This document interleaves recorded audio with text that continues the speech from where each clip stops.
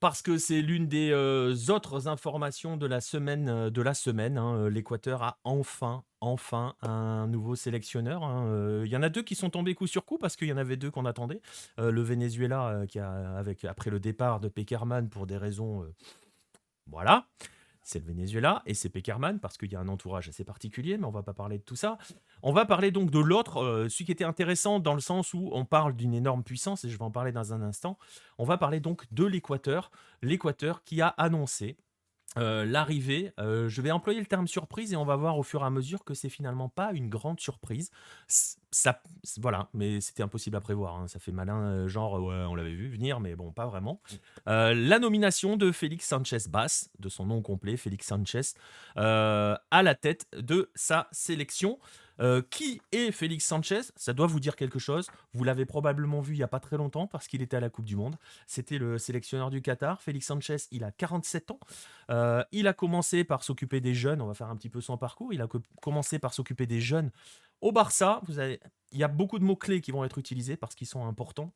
Et ils vont revenir assez souvent et ils vont permettre d'expliquer sa nomination et le cheminement qui arrive à sa nomination. Il s'est occupé du Barça entre 96 et 2006. Et en 2006, donc, eh ben, il a quitté Barcelone pour s'installer au Qatar, où il a rejoint un projet qui s'appelle l'Aspire Academy. Retenez bien le nom, il va être très très présent. Il s'est d'abord occupé des U19, puisqu'il a pris les sélections de jeunes du Qatar au sein de l'Aspire Academy, et donc des sélections nationales.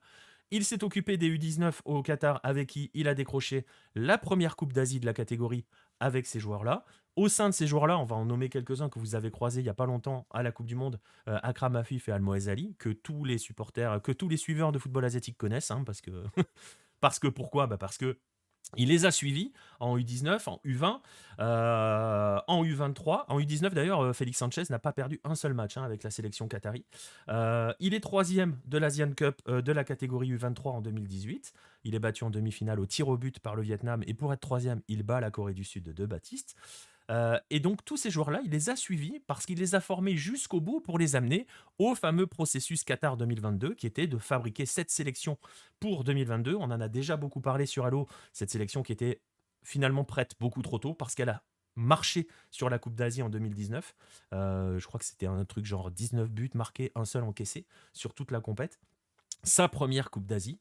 Et on a vu ensuite ce que ça a donné à la Coupe du Monde, où on l'a vu, on la voyait, hein, depuis un moment s'essouffler un petit peu. Mais bref, cet homme-là a mené un travail à très long terme avec des jeunes qu'il a suivis sur une dizaine d'années pratiquement. Qui est le sélectionneur du Qatar désormais? C'est une très bonne question, j'ai pas vu. Je chercherai. Je sais pas du tout, Raph. Bonne question. Si quelqu'un sait dans le chat ou si quelqu'un peut chercher, c'est une très bonne question, j'ai pas regardé. Euh, voilà, donc c'est quelqu'un qui a travaillé avec des jeunes dans un processus de développement sur la durée, hein, vous voyez où je veux en venir, et surtout, il y a un mot-clé, et c'est pour ça que je n'ai rien dit au hasard. Ah oui, c'est Kéros Nostromo qui a pris le Qatar. Ok, très bien. Pour Félix Sanchez et sa nomination, rien n'est forcément lié au hasard. Il y a le mot-clé à retenir, l'Aspire Academy. Pourquoi? Parce que, et on en a déjà parlé, mais on va prendre un petit peu le temps de rappeler les faits, parce que tout le monde ne le sait pas forcément. On l'a écrit sur Hello, mais les écrits parfois s'oublient. Euh, Qatar et Équateur ont des liens très très proches et c'est une association qui est symbolisée forcément par un club en particulier. Ce club, bien évidemment, c'est Independiente del Valle, ou del Valle, vous prononcez comme vous le voulez, soit à la Platense, soit à la plus à la sud-américaine plus classique, on va dire. Independiente del Valle, le club équatorien, qui, je vais faire un petit peu son histoire, a été fondé en 1958 sous le nom d'Independiente José Terán, qui franchement était un anonyme, hein, du football équatorien, qui survit en seconde division en 2007, pardon, et qui est repris à ce moment-là par un homme, Michel Deller. Michel Deller, c'est le propriétaire de la franchise KFC, hein, en Équateur, si vous voulez savoir. Bref, et lui, il arrive avec un modèle qui va être basé sur la formation. Il veut créer, voilà, il veut arrêter de mettre de l'argent sur des joueurs. Il veut former, en gros, le futur de l'Équateur. Il veut former la jeunesse. Et donc, ils vont mettre en place toute une stratégie, toute une politique de formation et de scouting. Ils vont par exemple nouer des liens avec les clubs de la province d'Esmeraldas, qui est au nord du pays, qui est celle qui fournit tous les plus grands talents du football équatorien. Donc Independiente del Valle a une priorité de recrutement chez les U12. Donc s'il y a un U12 qui performe dans cette région, ils peuvent l'attirer dans le club. Donc voilà, ils ont mis ça en place. Et ils vont utiliser un modèle pour s'inspirer de tout ça. C'est le modèle Barcelone et c'est le modèle développé par l'Aspire Academy qui s'inspire aussi de ça et qui a attiré d'anciens membres de la Masia. Et donc, ils ont noué des partenariats avec l'Aspire Academy dès 2015, Independiente del Valle. Vous le voyez, je vous le montre ici. Ils mettent en place une alliance stratégique sur 3 ans avec des échanges entre le club, le centre de formation et l'académie au Qatar. Les jeunes sont envoyés au Qatar pour aller faire des stages. Les entraîneurs sont formés suivent des formations au sein de la Spire Academy parce qu'il y a des formations pour entraîneurs qui sont menées par des grands entraîneurs mondiaux, hein, concrètement.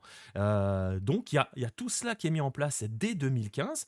Euh, Parallèlement à cela, le club décide d'investir en masse sur ces jeunes. Il y a un salary cap chez les pros. Je l'en avais déjà parlé, hein, il y a 30% du budget du club de l'époque qui ne sert qu'au centre de formation. Ils ont créé et ils ont construit leur propre centre de formation, inspiré de l'Aspire Academy. Alors, je peux vous montrer une image de l'Aspire Academy, mais on est sur une autre dimension quand même. C'est pas ça, hein, voilà. Ça, c'est l'Aspire Academy. Independiente del Valle, c'est un peu plus petit, forcément. Mais surtout, des hommes. Des hommes qui sont arrivés au club.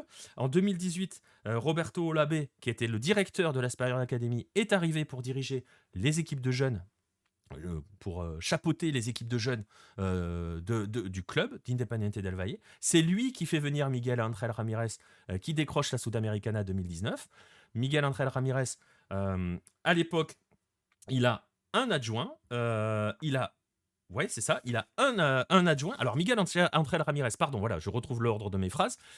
Il était l'adjoint de Félix Sanchez à l'Aspire Academy chez les U19. Il s'occupait des U14 au sein de l'académie. Et Miguel André Ramirez a eu un adjoint lorsqu'il est arrivé à Independiente del Valle, qui s'appelait Martin Anselmi, l'homme qui vient de décrocher la deuxième Sudamericana. Donc vous voyez quel est le lien entre Independiente del Valle, le Qatar par la Spire Academy, et vous voyez à quel point cette influence qatarienne sur le développement du football euh, dans ce club a été importante et a surtout porté ses fruits. Et c'est probablement pour cela la suite logique de tout cela, parce que le modèle Independiente del Valle s'est imposé au pays. Les autres clubs qui ne le faisaient pas forcément se sont mis tous à le faire. Et la question, c'est évidemment de savoir s'il y a eu de véritables résultats. Pour le football équatorien, je vais juste vous les nommer, je les ai notés parce que c'est quand même important de toujours tout reposer, de bien comprendre de quoi il est question. En 2019, Independiente del Valle gagne la Sudamericana. Sur leur parcours, ça va faire plaisir à Pibe Volante. Ils ont tapé Independiente, ils ont tapé le Corinthians et ils battent Colón en finale. Pendant ce temps, il y a 2 clubs équatoriens en huitième de finale de la Libertadores. C'est la meilleure performance de club derrière les Argentins et les Brésiliens. La Liga de Quito va en quart. En 2020, il y a 3 clubs équatoriens en huitième de finale de la Libertadores. C'est une première dans l'histoire du pays. En 2021, Barcelona tombe en demi-finale de la Libertadores après avoir tapé 2 fois Santos, qui était le finaliste alors le finaliste en titre, si ça peut se dire comme ça. Euh, Ça fait mal, mais ça joue dit l'arbitre. Ah, voilà, j'y peux rien, hein.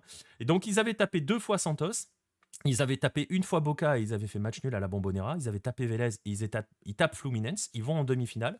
La LDU est en quart de finale de la Sudamericana et tombe face au futur vainqueur, pendant qu'Independiente del Valle, lui, est tombé en huitième de finale, éliminé par le futur finaliste. Et en 2022, donc, Independiente del Valle a gagné la Sudamericana et vient face à Sao Paulo et vient de gagner la Recopa face à Flamengo. Ça, c'est au niveau des clubs. Et ça a transpiré chez les jeunes, parce que les jeunes d'Independiente del Valle sont absolument partout. Chez les U20, on est deuxième du Sudamericano en 2017, on est vainqueur du Sudamericano en 2019, on est quatrième cette année, et on est troisième mondiaux en 2019. Et on va disputer cette année la troisième phase finale de Coupe du Monde de la catégorie. C'est une première dans l'histoire du pays. Les U17, eux, ont disputé 2 des 3 dernières Coupes du Monde dans leur catégorie. Ils en avaient disputé que 3 entre 1985 et 2015. Et si vous voulez voir à quel point c'est important ce que Independiente del Valle et ce qu'a fabriqué Independiente del Valle, je peux vous citer des clubs, hein, des joueurs pardon, qui sont passés par ces sélections-là. Moises Ramirez, Jackson Porozo, Gonzalo Plata, Piero Hincapié, Alan Franco par exemple, tous des internationaux A aujourd'hui. C'est l'Équateur de demain, c'est l'Équateur de 2026. Et donc, vous comprenez pourquoi on est sur un modèle qui a été clairement fixé, pourquoi on est donc allé chercher Félix Sanchez, parce que on va installer le modèle Aspire Academy Independiente del Valle à l'échelle de la sélection. Si vous allez sur le compte Twitter de la fédération, il y a un clip vidéo qui annonce l'arrivée de Félix Sanchez, dans lequel il est clairement expliqué qu'il voulait un entraîneur, un sélectionneur, qui avait une vision à moyen terme et surtout à spectre beaucoup plus large pour s'intéresser sur le développement de cette sélection. Vous comprenez tout de suite qu'on va appliquer ce modèle aux sélections, à toutes les catégories d'âge des sélections. Attention à l'Équateur. La grande question, c'est de savoir si ça peut fonctionner. Ça, c'est les résultats et l'avenir nous le dira. Si ça va durer aussi, normalement, il n'y a pas de raison. On a vu que Félix Sanchez est capable de travailler sur du très long terme au sein d'une sélection. On va voir comment il va placer ses hommes et comment il va organiser tout cet Équateur. Ce que l'on peut dire, c'est que cet Équateur-là, qui était déjà très très excitant, et vous m'avez probablement lu plusieurs fois sur Hello ou entendu dans plusieurs lives dire que le véritable danger pour les autres, en Amérique du Sud notamment, et peut-être à plus grande échelle, c'était 2026. Avec cette formation-là, avec ce qui arrive derrière, c'est très très très excitant sur le papier.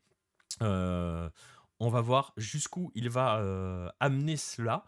On va rappeler quand même que donc Félix Sanchez avait développé des joueurs au Qatar pendant plusieurs années, les a amenés jusqu'au titre en Coupe d'Asie, pardon. Beaucoup d'espoir, beaucoup d'excitation. On va voir ce que ça va donner, mais c'est vrai que sur le papier, c'est extrêmement excitant et ça va être probablement extrêmement intéressant. Je le rappelle, je ne cesserai de le rappeler, derrière l'Argentine et le Brésil, on va peut-être laisser encore un peu l'Uruguay, mais l'Équateur est en train de se rapprocher très très très fortement de l'Uruguay dans ce paysage-là, et ça sera forcément la sélection à suivre sur les prochaines années, encore plus maintenant avec Félix Sanchez. Est-ce que tu penses que les projets de Sanchez, me demande Nostromo, va se rapprocher de celui proposé par Alfaro? Je pense que ça va s'en éloigner, ça va rejoindre, ouais, au niveau du projet de jeu, normalement, Félix Sanchez, il y a une identité de jeu assez forte qu'il avait avec le Qatar. Alors, vous l'avez pas forcément beaucoup vu à la Coupe du Monde parce que ce Qatar était en bout de piste. Mais si vous regardez le Qatar de 2019, il y avait une vraie notion de jeu, il y avait un vrai jeu particulier. Alfaro avait fabriqué une équipe de transition et tous les supporters de Boca ne seront pas surpris parce qu'il avait fait la même chose à Boca.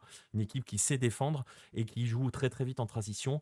Félix Sanchez, c'est la Masia, hein, c'est Barcelone, c'est la Spire Academy, la volonté de jouer, de relancer très par le bas, d'avoir la possession.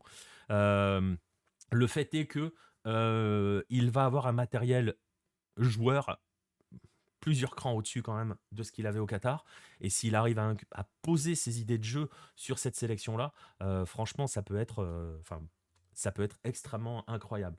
Sur le papier, ça ressemble vraiment à une superbe idée. Ouais, exactement, pivot volante. Moi aussi, j'ai très très hâte de voir ça. J'étais déjà très très impatient de voir la suite, parce qu'on va rappeler que l'équipe d'Équateur que vous avez vue à la Coupe du Monde 2022, elle était très très jeune, hein, Incapi a 21 ans. Hein. Donc, équipe très. Moises Ramirez, dont je viens de parler, il a 21 ans aussi. Donc, c'est une équipe très très jeune. Attention, attention à l'Équateur et ouais, beaucoup d'excitation à venir sur cette sélection. Et en tout cas, bah forcément, hein, c'est un peu ce que l'on dit à chaque dossier. On suivra ça avec attention. Euh, je sais pas si du côté, si ça se verra vraiment sur la première sélection du côté de l'Australie. On va voir déjà qui il va appeler, comment il va construire sa sélection à la fin du mois sur les matchs amicaux face à l'Australie, sachant qu'il y a d'autres impératifs à prendre en compte, même si c'est une fecha FIFA. Mais voilà, à suivre, à suivre, à suivre, encore plus avec attention ce qui se passe en Équateur. Continuez de suivre ce qui se passe en Équateur parce que c'est hyper intéressant. Et n'hésitez pas à regarder un peu des matchs de foot équatorien parce que c'est aussi hyper intéressant sur le papier. Sur le terrain, je vous renvoie vers la vidéo que l'on a fait dans le précédent 9-10 sur les moyens de suivre ces championnats-là de manière légale. Là, c'est payant, mais ça sera légal.